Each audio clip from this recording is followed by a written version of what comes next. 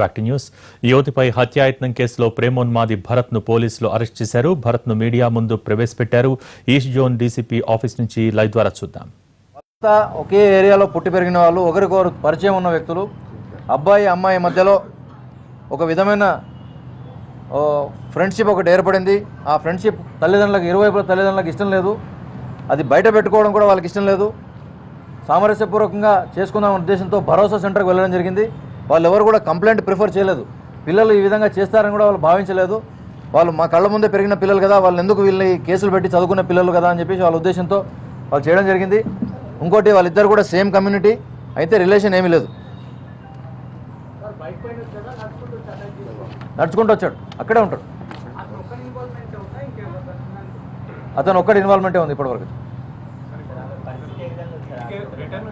ఆ పరిస్థితి ఆందోళనకరంగా ఉంది. కానీ నాకు ఇంకా ఆశ, నేను చాలా ఆప్టిమిస్టిక్గా ఉన్నాను, అమ్మాయి బయటపడుతుంది. అఫెన్స్ చేసిన తర్వాత కత్తి ఇంట్లో పెట్టేసి బయటికి పారిపోయాడు. అక్కడంతా సడన్గా పబ్లిక్ రావడం చేయడంతో అందరు కన్ఫ్యూజన్, ఎవరు ఏం జరిగింది అనేది కూడా ఎవరికి తెలియదు. చిన్న నేరో సందులు.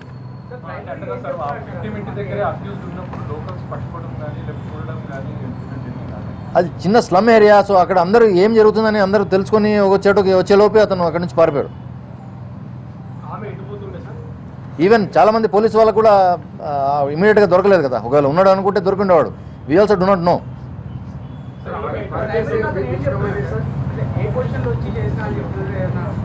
అతను అరెస్ట్ చేసినాము, ఇంకా ఎగ్జామిన్ చేయవలసి ఉంది. అక్యూజ్డ్ కదా, అతను ఇంకా ఎగ్జామినేషన్ చేయవలసి ఉంది. ఇన్వెస్టిగేషన్లో ఫర్దర్ డీటెయిల్స్ మీకు తెలియజేస్తాం. ఇప్పుడైతే ఇమీడియట్గా అతను కూడా చిన్న అబ్బాయే. Is also about 19 years old.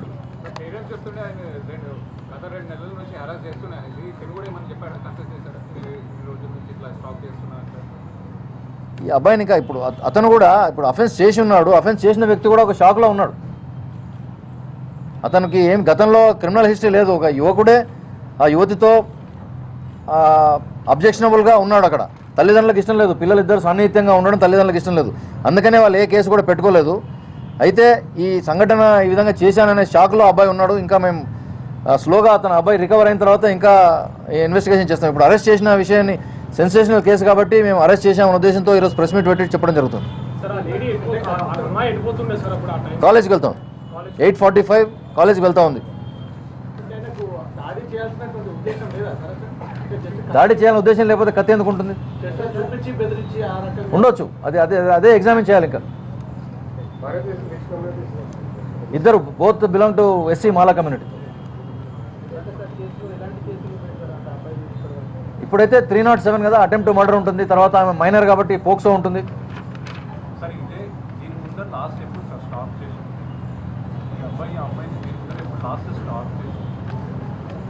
ఒక 1 month బ్యాక్ వీళ్ళు భరోసా సెంటర్కు ఇద్దరు పేరెంట్స్ వెళ్ళడం జరిగింది.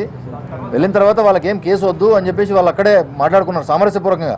నైబర్స్ కాబట్టి పిల్లలిద్దరిని దూరం చేసుకున్నారు. వాళ్ళే ఒకరితో ఒకరు ఇంటర్ఫియర్ కాకూడదనే పరస్పర ఒప్పందం ఉన్నారు.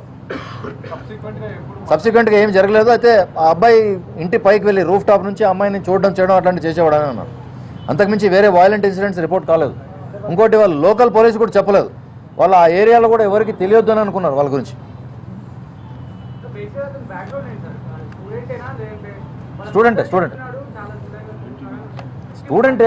ఇప్పుడు అందరికీ ఏ విధంగా అనిపిస్తారు? స్టూడెంటే. ఇప్పుడు యాజ్ యూజువల్ వేరే పని ఏం లేకపోతే కాలేజ్ అయిన తర్వాత ఫ్రీగా అక్కడ కూర్చొని తిరుగుతూ ఉంటారు కదా.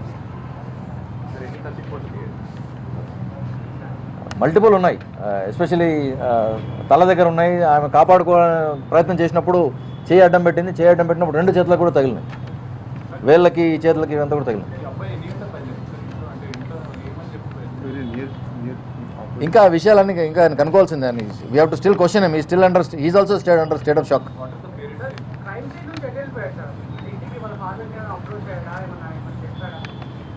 అక్కడ నుంచి ఇంట్లో వెళ్ళాడు, కత్తి పెట్టేసేసి పారిపోయాడు. సో అక్కడ నుంచి మేము పట్టుకునేంత వరకు, వేరే క్లూస్ ఆధారంగా మేము పట్టుకునేంత వరకు ఇంకేం తెలియదు. అరెస్ట్ చేసిన తర్వాత జస్ట్ ఒక గంట కింద అరెస్ట్ చేసాం. చేయగానే మీకు ఇమీడియట్గా చెప్పాలనే ఉద్దేశంతో చెప్పినాము. Will still examine him. Major ఈ తల ప్రాంతంలో వెనకాల, బ్యాక్ ఆఫ్ ది హెడ్.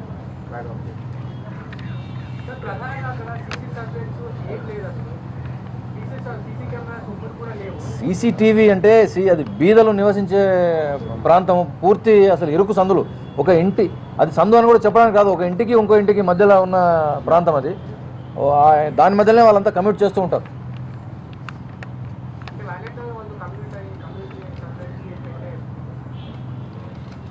అక్కడ అవకాశం లేదు వాళ్ళకి. ఏం ఇన్సిడెంట్స్ ఇప్పుడు న్యూసెన్స్ అంటే అక్కడ యూజువల్గా కొందరు ఇప్పుడు ఏదైతే సంఘటన జరిగిందో ఆ సంఘటన జరిగిన ఇంటి దాని ముందే 2 పోర్షన్స్ ఉన్నాయి. ఆ పోర్షన్స్లో ఉండే వాళ్ళు 2 బ్రదర్స్ ఎప్పుడు అక్కడ, ఈరోజు ఉదయం నేను అక్కడ సంఘటన వెళ్ళినప్పుడు తెలిసింది ఏంటంటే ఎప్పుడు తాగి ఉంటారు, ఒకరితో ఒకరు గొడవ పడుతూ ఉంటారు. సో అక్కడ డ్రంకెన్నెస్ వల్ల చాలా వరకు ఈ గొడవలు ఈ స్లమ్స్లో ఉంటూ ఉంటాయి. సో ఫర్దర్ డీటెయిల్స్ మళ్ళీ చెప్తాము అన్ని ఎగ్జామినేషన్ చేసిన తర్వాత. Thank you.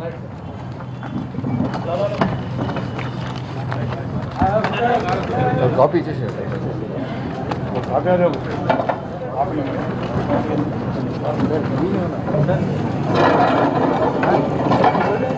సమయంలో ఇవాళ ఉదయము సత్యానగర్ అనే ప్రాంతం బర్గత్పురా దగ్గర ఉంటుంది, కాచిగూడ పోలీస్ స్టేషన్ లిమిట్స్లో, హైదరాబాద్ సిటీలో. ఒక యువకుడు భరత్ అని డిగ్రీ ఫస్ట్ ఇయర్ చదువుతున్నాడు. అతను వాళ్ళ నేబర్హుడ్లో ఉండే ఒక అమ్మాయి, 17 సంవత్సరాల అమ్మాయి, మైనర్ అమ్మాయి, ఇంటర్మీడియట్ సెకండ్ ఇయర్ చదువుతూ ఉంది.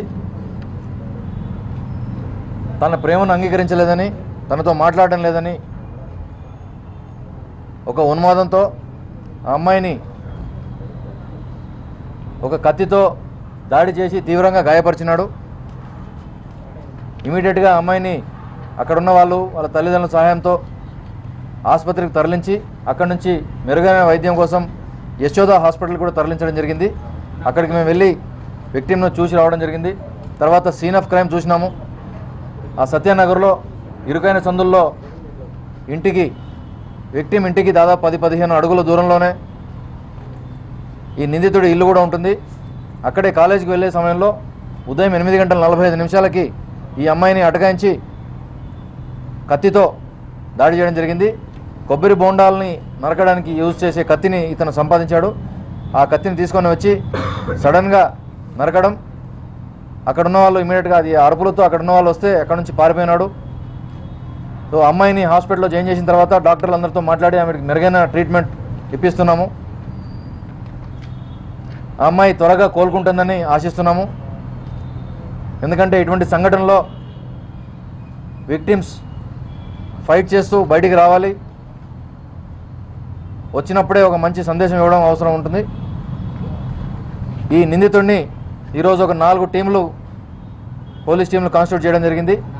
వాళ్ళతో పాటు మా task force east zone team కూడా ఈ నిందితుడిని, భరత్ అనే అబ్బాయిని ఈరోజు మూసీ నది సమీపంలో పట్టుకొని వచ్చి అతన్ని అరెస్ట్ చేసిన తర్వాత ఈ నేరంలో ఉపయోగించిన కత్తిని అతని గృహం నుంచే, అతని ఇంటి నుంచే స్వాధీనం చేసుకోవడం జరిగింది. ఇంకా ఇన్వెస్టిగేషన్ జరగవలసి ఉంది.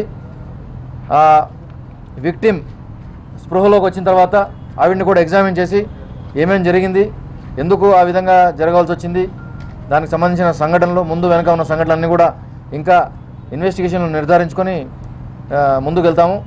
ఇప్పుడు ఆ నిందితుని ఈరోజు అరెస్ట్ చేసి కోర్టు ముందు ప్రొడ్యూస్ చేస్తాము. ఈరోజు ఆల్రెడీ అరెస్ట్ చేసినాము.